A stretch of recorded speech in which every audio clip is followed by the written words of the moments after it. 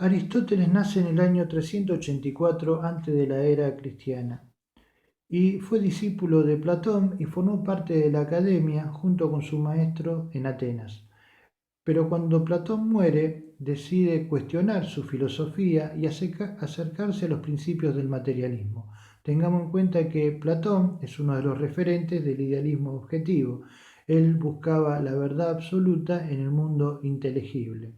Esta visión va a ser la cuestionada justamente por Aristóteles, que va a hacer hincapié en los principios del mundo sensible por sobre el mundo de las ideas. Esto también le va a traer una gran diferencia en relación al arte o la visión que tiene Aristóteles del arte en relación a Platón. Para Aristóteles va a definir la tecné como poiesis, hacer y episteme, conocimiento. O sea que el arte es conocimiento poético. Como poiesis, la obra se va a desprender del artista, ¿no? Va a llegar o va a encontrar una especie de anonimato, ¿no? Se va a desprender completamente del artista. Él va a ver como pensador basado en el mundo sensible, una fuerza motriz creadora muy potente en la naturaleza. Y cuando habla de la mímesis, va a decir, como imitación en el arte, él va a decir que el artista no tiene que imitar mecánicamente, sino que tiene que buscar la verosimilitud. También tiene que encontrar el goce a la hora de reconocer el modelo.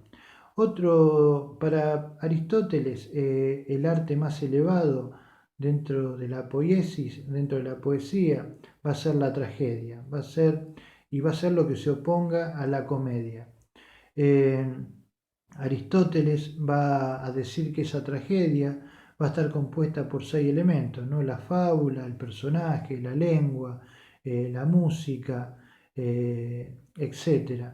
Y todos esos elementos van a formar una obra de arte integral, en el cual esa tragedia tiene que ser de un impacto corto, no tiene que ser duradera en el tiempo, porque pierde fuerza. En la tragedia, Aristóteles va justamente a encontrar elementos muy importantes o muy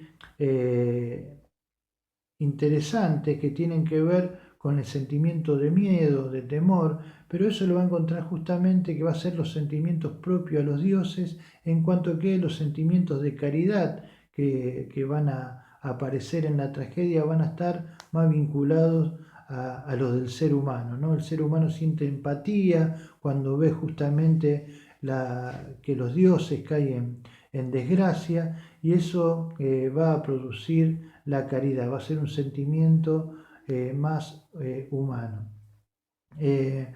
Otro de los elementos que son fundamentales en Aristóteles es el concepto de catarsis.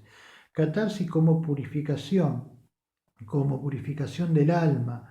Él va a sacar ese concepto de la medicina, teniendo en cuenta que su padre era médico, y lo va a desarrollar justamente como un elemento fundamental a la hora de encontrar el equilibrio justo. Tengan en cuenta que Aristóteles nos va a hablar de la necesidad de encontrar siempre el justo medio en todos los órdenes, en los órdenes morales, en los órdenes éticos, y también en el arte, ¿no? Y la catarsis justamente va a servir como purificación del alma, para encontrar justamente ese equilibrio emocional.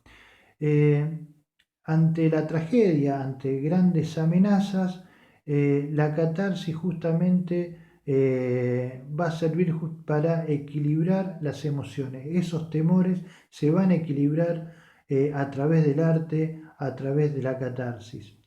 Que genera cierto displacer, ¿no? Porque nos vamos a encontrar ante hechos trágicos, terribles, que va a tener que superar ese personaje principal o ese héroe.